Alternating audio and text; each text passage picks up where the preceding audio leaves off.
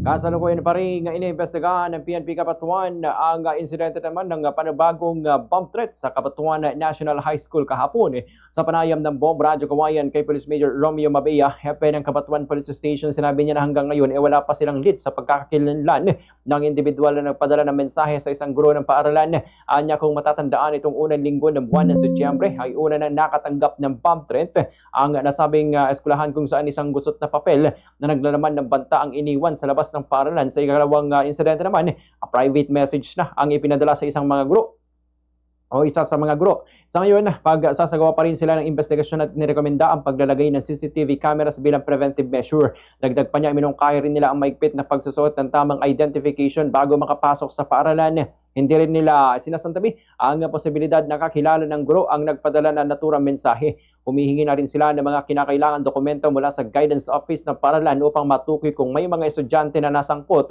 sa kalintulad na insidente noong nagdaang school year. Ganito ang bahagi ng pahayag ni Police Major Romeo Mabea.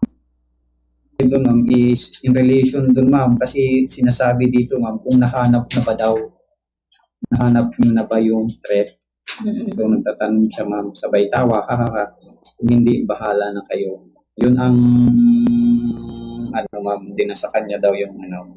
So as may assessment ma'am, since may prior na ganun, so in relation doon ma'am sa una.